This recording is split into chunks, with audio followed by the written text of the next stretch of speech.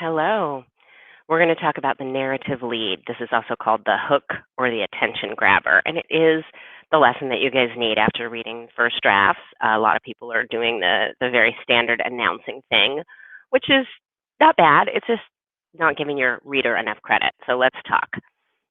All right. So a personal narrative without a hook or an attention grabber, an interesting lead, is kind of like a chocolate chip cookie without the chocolate chips, and that would be just boring, right? Still sweet, still tastes good, but just not quite as interesting. All right, the lead or the hook is the beginning or the introduction, and it establishes the direction that your writing is going to take.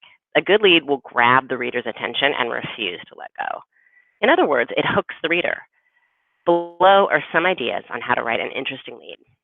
You're going to experiment with different types and choose the one that works best for you. And each story needs a different kind of lead, so there's not a one choice for everyone. You have to choose. All right, you might use a question. Many high school teachers will not allow you to use this type of lead because it's overused and often misused, but I'm going to let you do it. The key here is to ask an interesting question that relates to the main idea and sparks the reader's curiosity. It makes you think. So, for example, have you ever wondered how you would survive if you found yourself alone in the wilderness? How would you defend yourself against predators? What would you eat? Where would you find water? Right? All those questions, curiosities built, and I'm expecting to get answers to those as I read on.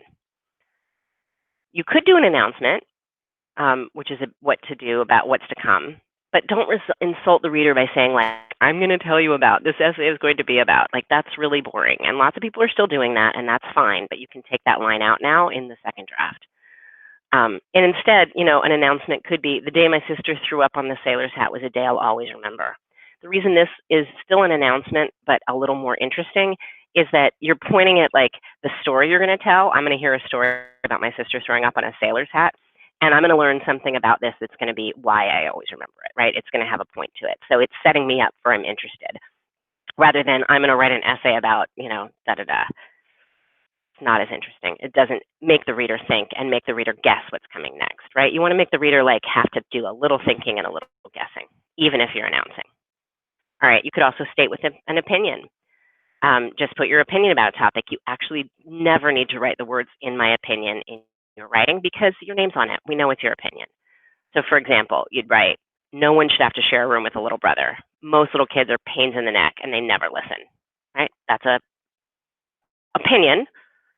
Some people love sharing rooms with siblings, but you don't have to say it's in my opinion because your name's on the paper. All right, you could also open with a quote, some famous quote from a character from the story or from someone you know personally or even from someone famous in the world. For example, when I was a child, my mom often said, leave it to Leslie. Oh, it wasn't anything mean or evil, right? And then keep going. All right, you can also open with a personal experience, which is called an anecdote, something that happened to you. Personal experience could be part of the story, or it could be something that's not part of what you're writing about, but still relates to the topic. For example, I never cried when my grandmother died. I hadn't been allowed to attend the funeral. My mother thought I was too young. I guess that's why I felt so sad the morning it happened. You could also start with like a simile, a metaphor, some personification, some kind of interesting language play could help. The morning was like a dream. Fog hung low to the ground, making it difficult to see the creatures clearly, but I knew they were there, off in the distance, waiting for me. Okay. A descriptive lead can also be a really good way to start. The midsummer sun was high in a clear yellow-brown sky. The morning's filmy blue clouds had dissipated, and the temperature was 8 degrees Fahrenheit. Just describe wherever you are. Like somebody's story is in their living room. Like describe what's the sofa look like, what's the quality of the light, are there windows, are there curtains on the windows, is there a fire escape, is there a TV on, what's on the TV, is it the volume up or down, like all these things would be descriptive. All right, an imaginative lead. Imagine this.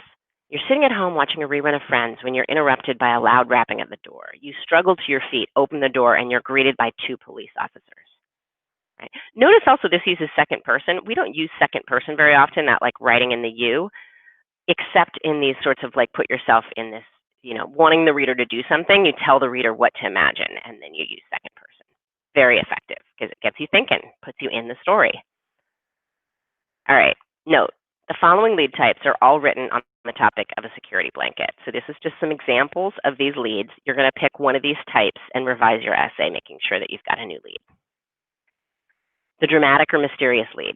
Example, I wouldn't make it through the night without it. Starting in the middle of a scene. Example, I was sure we'd find the blanket ripped and dirty.